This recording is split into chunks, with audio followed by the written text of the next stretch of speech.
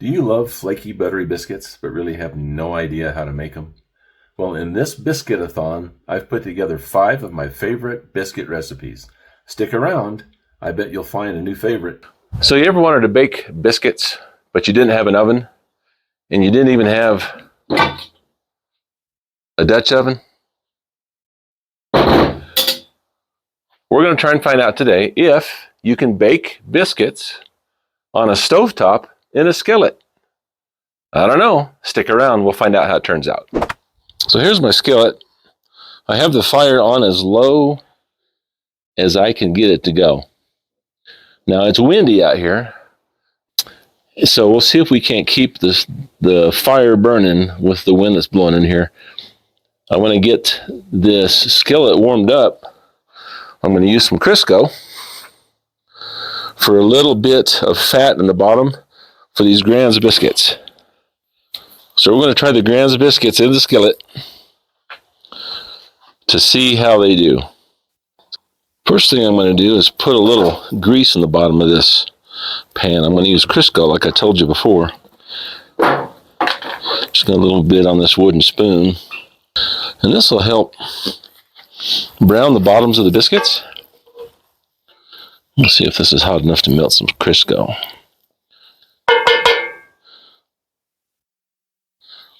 Looks like it will after a fashion. We'll put that lid back on. We'll see if we can get that Crisco to melt. Let's get these biscuits popped open here and get them in the skillet. We're aiming for about 15 minutes in this closed skillet, so we need to keep that lid on it and see what we see.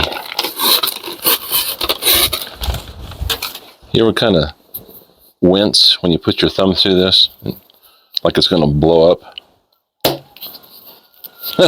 That's fun. All right, let me get the lid off this skillet.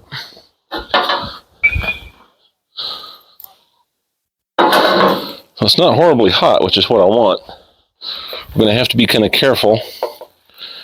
Otherwise, the bottom of these biscuits will surely burn. And nobody likes a burnt bottom biscuit.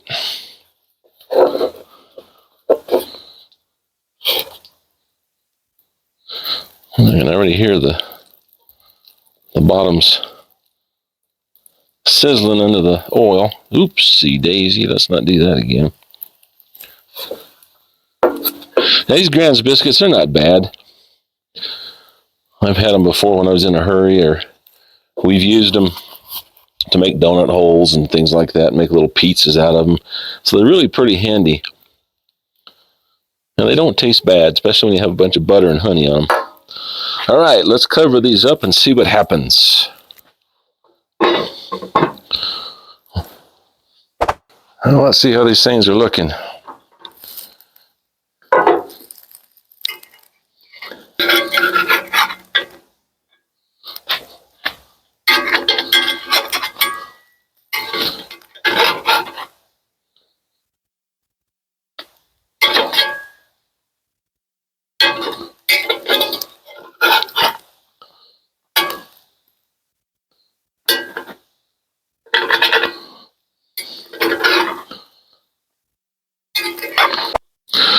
Well, let's see how this looks.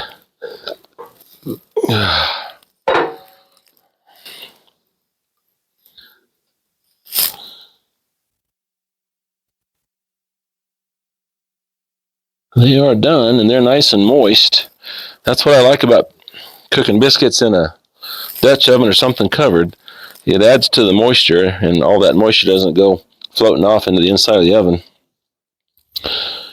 So we'll call this little experiment successful. I'm going to grab me some butter and jam and see how they taste. Well, these weren't quite as lovely as what I'd get out of my Dutch oven, but they are certainly edible. So I've got some buttered and jammed up here that we're going to throw down our throats and see how they taste.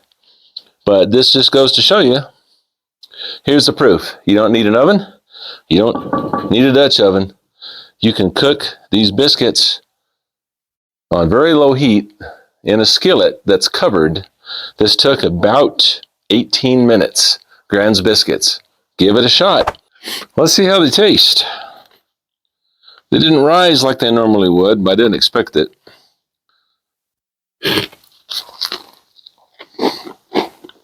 Well, the crust is crunchy and they're still fairly light. So once again, don't have an oven, don't have a Dutch oven, don't let that stop you from making biscuits. About 18 minutes on my grill. Be even better on your stovetop in your kitchen. Get it down on low heat. It's going to take you a minute to get them to rise. And I flipped them over once, so I got browning on both sides. Pretty good. Give it a try.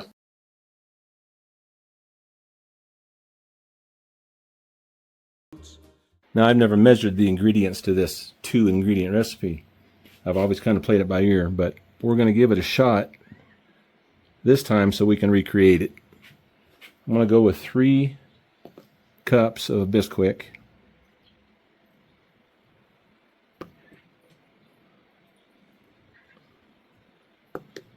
Make a little well in the middle here. And if you get it too thin, you can always add a little bit more Bisquick to it to thicken it up. You don't want to mix it too much or let it sit too long after you've added the water to the Bisquick. It starts the leavening agent to work pretty quick, and you don't want to waste any of the gases that it's going to release, because that's what's going to make your biscuits light and fluffy. And there it is. So it looks like we've used right at 1 cup of water. So 3 cups of Bisquick and 1 cup of water. I've had a 12-inch camp oven warming up over some coals. I could have used a 10-inch, which would crowd the dough just a little bit, but would yield a taller biscuit. You'll notice that I'm coating the inside of the oven with vegetable shortening. I also have the back of the oven propped up on a lid holder to allow the excess shortening to run towards the front of the oven and form a small pool. This will do a couple things for me. First, it creates a thin layer of fat that will help the biscuits brown while remaining moist. Secondly, it will keep the dough from sticking to the oven and allow the biscuits to separate from one another, as I'll show you here in a little bit. I've scooped up dough roughly the size of a large chicken egg. You can alter this as you'd like, as it makes a little difference. I'll usually go a little bit bigger if I'm going to make biscuits and gravy. Once all the biscuits are in, I'll separate them out evenly and get the oven on some heat. I will use some coals on the bottom at first, but just a few and just for a few minutes. I want a nicely browned bottom on the biscuits, but it's very easy to burn them with these lower coals, so use them sparingly. The majority of the heat will come from the top of the oven. Remember, you can bake these biscuits in your home oven using a Dutch oven. Set your home oven to 400 degrees and bake the biscuits for around 20 minutes. You can leave the lid off for the last few minutes under the broiler to brown the tops. Otherwise, the technique is the same.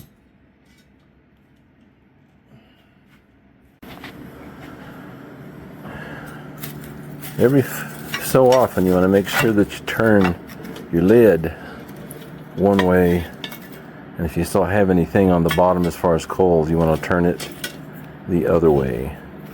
And what that'll do is help eliminate any kind of hot spots that develop because of the coals against the cast iron. Let's see how these biscuits are doing. I've turned that lid a few times to make sure there's no hot spots. These smell great and are just about, matter of fact, they are done. So we will take them off the heat. Now with any luck, these guys will just come right apart, right where you spooned them in. You see, that's just about perfect. And that bottom, can't get any better than that. I've gathered probably 15 or 20 different recipes, and they're all very similar. I come across one here recently, though, that uses a different kind of flour. So I'll be using a high-protein flour from King Arthur. This is going to have more gluten in it and have more structure to the biscuit once it's cooked. So come along with me, and we'll try and figure out if this is one of the best biscuits we've ever eaten. Almost all the recipes that I've used for baking biscuits include flour, a leavening agent, usually in the form of baking powder, liquid, and fat. For this recipe I used 3 cups of King Arthur all-purpose flour, 4 teaspoons of baking powder, half a teaspoon of baking soda, 2 tablespoons of sugar, and only 1 teaspoon of salt since I'm using salted butter. I'm using 2 full sticks of butter. I place the butter in the freezer for 20 minutes or so to get it good and cold. This will allow me some working time with it as I grate it. As you can see, it grates nicely when it's cold. Once the butter's grated, I mix it into the dry ingredients. Being careful not to handle it too much for fear of melting the shredded butter. He's a cowboy man who never hides. It's his lasso he'll round him up. No cowman he can't disrupt from sunrise until the moon's high. To this mixture, I'll add 1 1/4 cups of very cold buttermilk. The cold buttermilk will help keep the butter cold as I continue to mix the dough. The 1 1/4 cups of buttermilk does not make this a very wet dough. This mix is fairly crumbly, as you can see. I dump the dough onto a floured cutting board.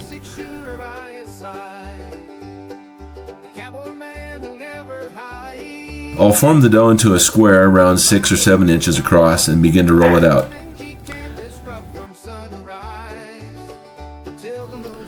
As I'm forming this dough into a square, I'll try and handle it as little as possible to keep that butter nice and cold. I'll use a rolling pin that I've rubbed some flour on to keep it from sticking too much to the dough. You'll notice how crumbly the mix still is. At this point, it's a chore to fold it over. With each subsequent rolling out and folding, I can tell that the dough is beginning to fight me a little bit as the gluten continues to build up and become stronger in the dough. I'll repeat the folding and rolling process perhaps 6 or 7 times. I'll have to say that this much working of the dough is foreign to me in biscuit making. Typically, you want to work the dough very little as not to make your biscuits tough. Leavening in quick breads is activated as soon as your liquid component is mixed with the baking powder. So working quickly is a key to a light, fluffy biscuit. In this case, the butter will help create the light, flaky texture by releasing steam as the temperature rises during baking. After my 6th round of rolling and folding, I rolled the biscuits out to about 3/4 of an inch thick. This is a bit thinner than the 1 inch I usually choose. I'm using a 2.5 inch biscuit cutter to cut out my biscuits. I'm baking these guys in a 10-inch Dutch oven in a 400-degree home oven. I'll let them bake for about 25 minutes. I tried the same recipe using a 12-inch camp oven in an outdoor setting using hardwood charcoal for the heat. I still had dough left over even with the 12-inch, so this recipe would easily work for a 14-inch Dutch oven. As always, when we're cooking with a Dutch oven, we need to make sure that we're rotating our lid and our Dutch oven in different directions from time to time to make sure that we don't have any hot spots with these coals. The butter really accomplished its task by helping create all these fantastic layers and releasing its steam to create a perfect lightness.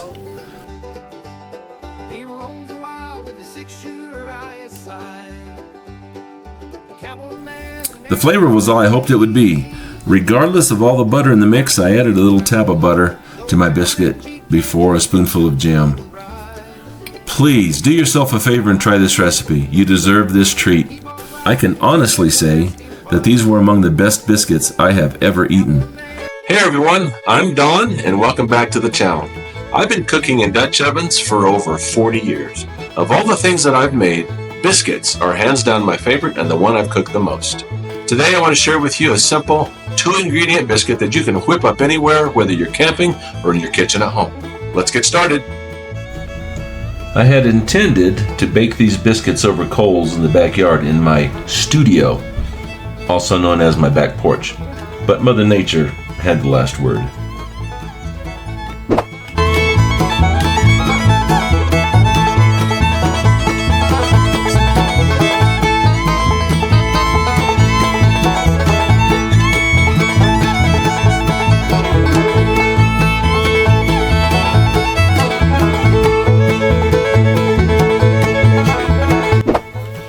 Gang, this is a super simple recipe with just 2 cups of this self-rising flour and a 1.25 cups of heavy cream. Now, one of the secrets or tricks behind getting a tender biscuit is not mixing it up too much. This is a quick bread, not a regular yeast type of bread. You don't want to knead it. You don't want to build up a lot of gluten. You just want to mix it enough to get your wet ingredients incorporated into the flour. Roll it out so that you have a uniform thickness. Cut your biscuits, and you're good to go. Biscuits evolved in different parts of the world. In Europe, they were more like hard crackers, while in the US, they became soft and fluffy and leavened with baking powder. This recipe is similar to one known as American baking powder biscuits. Our friends across the pond know them as scones. These biscuits have been one of the most popular quick breads for generations. The recipe was carried into the Old West by pioneers, including some of my ancestors, who couldn't live without this delightful biscuit. Baking powder biscuits are firmer than range biscuits and can survive a ride in a bumpy covered wagon or in your shirt pocket if you're sitting on a horse. Now back to the recipe for a minute. I'm using a 3-inch biscuit cutter, and that made my 10-inch Dutch oven just about the perfect size to fit these guys in it. I sprayed the bottom of the Dutch oven with some cooking oil, which will allow the bottoms of these biscuits to fry just a little bit, giving them a nice golden color and a nice crunchy texture. Now what I'm going to do now is grate some butter. As you can guess, grating butter may not be the easiest thing to do, but I put the stick of butter in the freezer for a while, which made it much easier to handle. On the first of these 2 batches, I'm using a full stick of butter, which turned out to be not exactly what I wanted. The flavor was really good, but it was just too much butter. Ideally, when you're using butter in a recipe like this, you grate it or have it shaved very finely so that you can mix it up in the flour and distribute it evenly throughout the flour. What this can do for you is, as the butter melts, the water in the butter creates steam and helps to give you a lighter, fluffier biscuit and creates those real neat layers in the biscuit itself. Now in round 2 of my biscuit making, I only used half a stick of butter in the 2 cups of flour, and it was magic. So write that down, half a stick of butter with 2 cups of flour. You'll see the result here in just a little bit. Now for some more fun biscuit facts. According to the Guinness Book of World Records, the record for the largest biscuit, which would include a baking powder biscuit, is held by the Immaculate Baking Company in Flat Rock, North Carolina, with a biscuit measuring 754 square meters. That's 8,120 square feet. And it weighed 40,000 pounds. That's a lot of biscuit. Now you want to get your dough so that it is held together pretty tight. As you'll see, I'll dump this out here and I'll try and form it into kind of a little cohesive mass. And then I'll take my rolling pin and roll it out to about a 1/2 inch thick. And then, like I said earlier, I'll take my 3-inch biscuit cutter and cut these biscuits out. You can also use a drinking glass or maybe a jar lid to cut these out. Make sure you press straight down without twisting. This will help them rise a little better without sealing off the edges that might happen if you twist that cutter.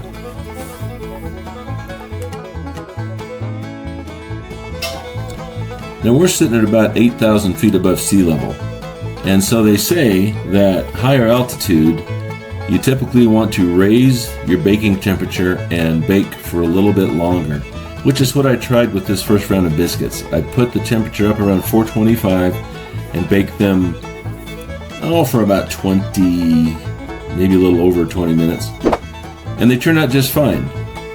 I tried a little experiment, and the second batch of 2 Dutch ovens worth I put in the oven at 375 degrees for 25 minutes, and they turned out just the same. So I really couldn't see much difference in cooking time and temperature between these two batches based on our altitude.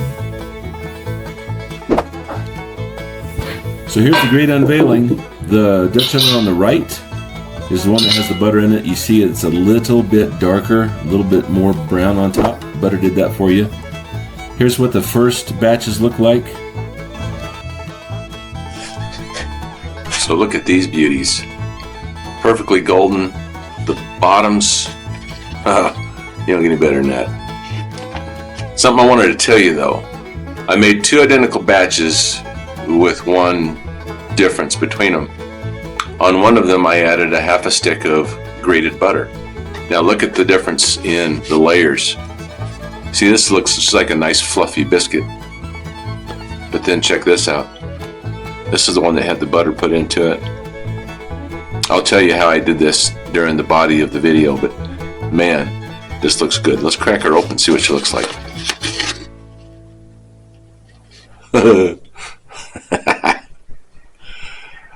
You guys got to cook these.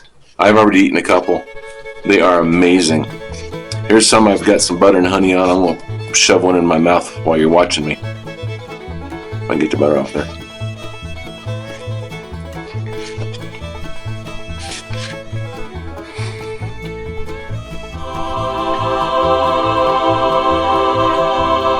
They remind me a little bit of Popeye's biscuits, Popeye's chicken. The only reason I go there ain't for the chicken, it's for the biscuits. These have a similar flavor, but they are a lot lighter and a lot fluffier. So with 2 ingredients, or 3 if you have the butter, how can you go wrong? Well, hello from not so sunny Arizona. Kind of cloudy today. Hopefully we're going to get a little rain. It's been a pretty dry winter. I had an opportunity to spend about 1.5 years in Iowa with the company I was working for. While I was there, I found a fast food joint that was called Hardee's. Now, we don't have those here in Arizona. We have their cousin, which is called Carl's Jr. They had an awesome breakfast menu. And on that menu was something called the Loaded Breakfast Biscuit. It was basically a nice fluffy biscuit with an omelet, with egg, cheese, and several kinds of meat. Bacon, ham, and sausage. Well, I'm going to try and recreate that for you today. Wish me luck. I've got the coals heating up, and so we'll get those biscuits in a Dutch oven, and then we'll get the omelet cooking on top of our 2-burner. But while we're waiting on the coals to heat up, we're going to throw together our biscuits. So first I've got 4 cups of self-rising flour. In that I've got 3/4 of a cup of chopped up shortening. I'm using butter flavored Crisco, which is why it looks like butter. And to that we're going to add a tablespoon of baking powder and a tablespoon of sugar. What I want to do is get the shortening all incorporated in the flour so it comes out to be kind of a crumbly mix. You see how that's trying to clump together a little bit? This here's about where we want the flour to look once I've got that Crisco all incorporated in there. And now we're going to mix in the wet ingredient, which is 2 cups of cold buttermilk.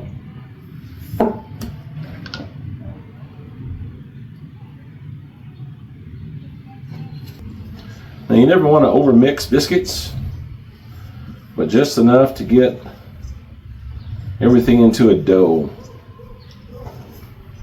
Because once we have this mixed up to where we want it, I'm going to roll it out here on this cutting board to about 1 inch thick and cut our biscuits with a 3-inch biscuit cutter.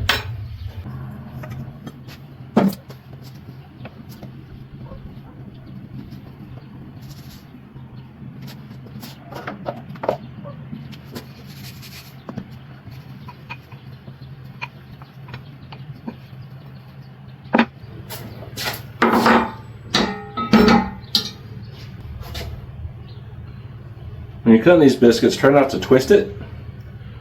You don't want to seal off these edges so that the biscuits will rise correctly. Using a 12-inch Dutch oven, hopefully that will be big enough for all of this dough. And I kind of want to crowd them a little bit so that they will grow up instead of out. Try and get one more in there maybe. There we go. It's kind of tight, but that ought to work.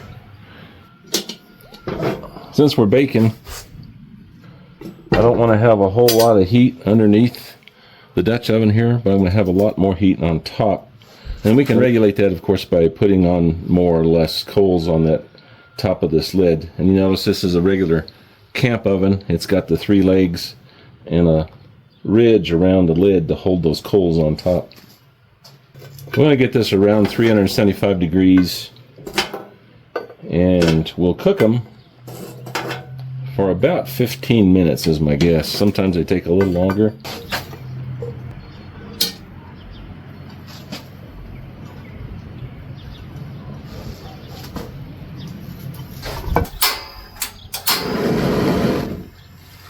So like we said, we're going to have an omelet for these biscuits. Inside of the egg itself, we've got 4 eggs I'm going to mix up.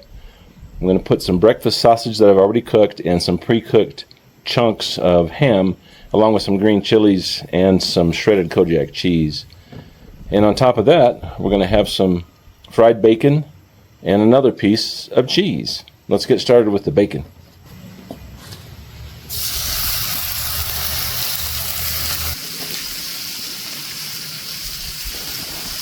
Well, waiting for my bacon to get done.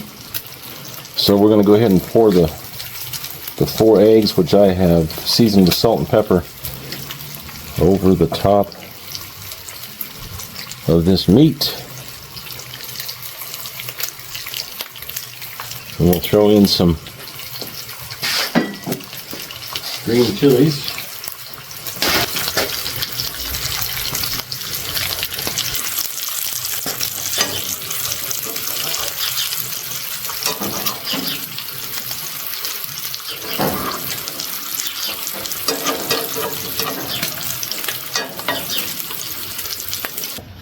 Well, the biscuits are done.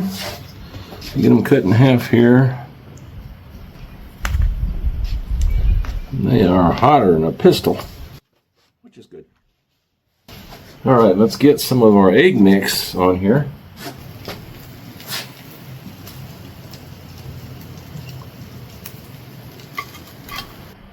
And some bacon. And as the British call this, rough and ready. It is not pretty, but I guarantee it's going to be good. Well, gang, I ate one of these biscuits and I am full. So these things will go a long way towards filling up your group. The egg mix with the ham and breakfast sausage, the Kojak cheese and green chilies, flavor-wise was a home run. Really enjoyed it. A loaded stuffed breakfast biscuit. Enjoy it, and we'll see you next time.